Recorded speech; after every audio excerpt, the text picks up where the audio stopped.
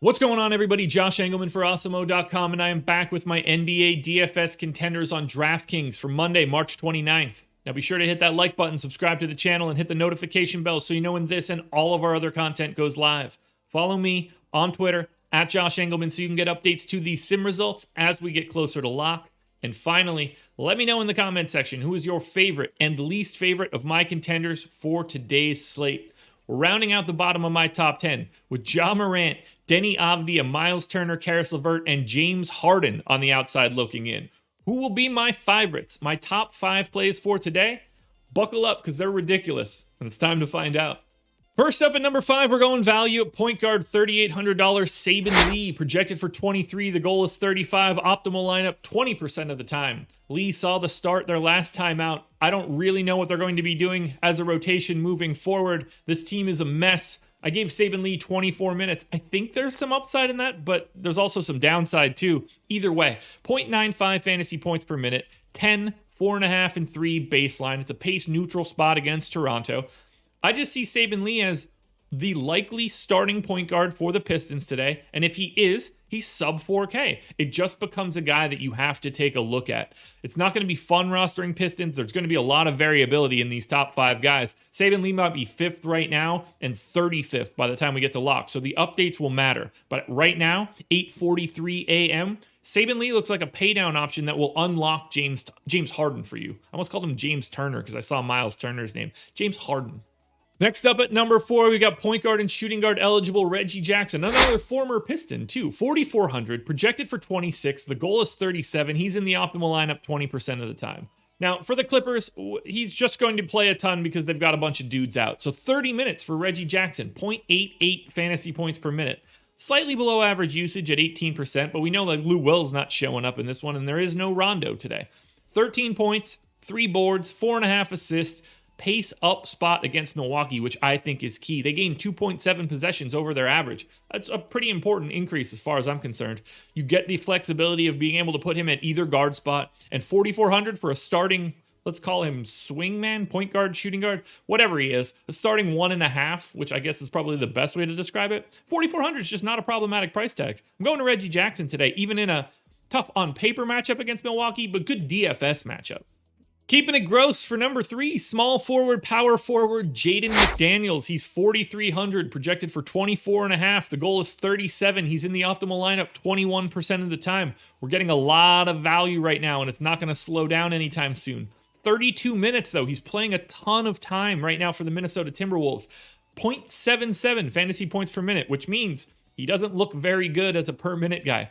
14% usage, 10 points, 5 boards, maybe an assist and a half, maybe a block and a half, maybe a steal. Pace neutral against Brooklyn, but obviously they're not the best defense in the world. Again, you get multi-position eligibility, small forward and power forward, a low 4K price tag on a guy that's playing north of 30 minutes. I'm trying to buy minutes today in the cheapest way that I can. Whether that's Jaden McDaniels or Reggie Jackson or Saben Lee, Deni Avdija, some of the guys coming up, that is what I'm doing now to open up everybody else at the top. So Jaden McDaniels, multi-position eligibility, 4,300, and the number 3 contender.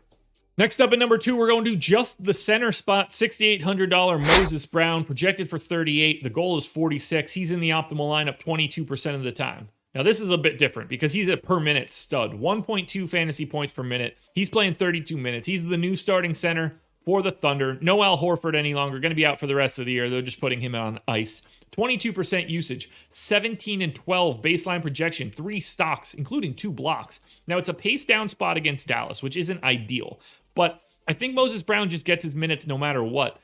They just want him to get experience, and for me, 6,800 and 30 plus minutes of Moses Brown, that's a no-brainer at his rates. He can get there in less minutes because of how proficient of a fantasy performer he is on a per-minute basis. If he happens to get those minutes and has a decent game, if that number goes to 1.4, he's going to be quite the necessity at 6,800. Now, before we get to that number 1 contender, one last reminder, hit the like button, subscribe to the channel, then hit the notification bell so you know when everything goes live. Head to twitter.com, find me, Josh Engleman. I'm at Josh Engleman. follow me, because that's how you get the updates to these sim results. Then finally, let me know in the comment section underneath this video your favorite and least favorite contender. And if your favorite contender for the day isn't in my list, let me know who you're looking at. All right, this one's ridiculous. Shooting guard eligible, $3,300. Brodric Thomas is my #1 contender for today's slate, showing up in the optimal lineup 28% of the time. Now, I'm going to be perfectly honest with you. I didn't know what a Brodric Thomas was when I woke up today. I've got him in for 27 minutes, but he picked up the start and played more than that the last time out for Cleveland. Cavs are still pretty short-handed coming into today, so if we do see Brodric Thomas get another start, I'm going to go there pretty heavily.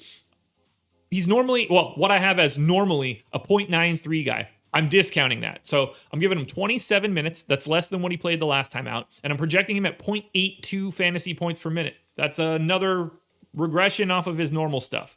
20% usage, 10.5 points, 3 rebounds, 2 assists. Maybe you get a steal.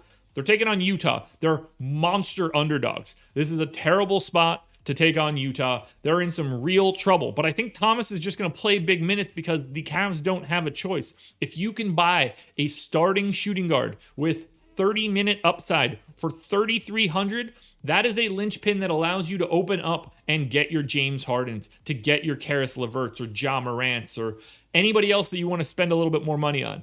So Brodric Thomas, yes, Brodric Thomas is the #1 contender right now on DraftKings. Keep your eyes peeled for later today. Updates might move him. Alrighty, folks, that will do it. Those are my NBA DFS contenders on DraftKings for Monday, March 29th. No strategy show for me, but the process show is in the books. Go check that out. I'll be on Live Before Lock tonight with Chris Spags, so tune in around 6 p.m. Eastern Time. I'll drop my updates then as well. I'll see you guys again tomorrow morning with the process show and another edition of Contenders. So good luck. Enjoy your Monday night. I'll talk to you again in the morning.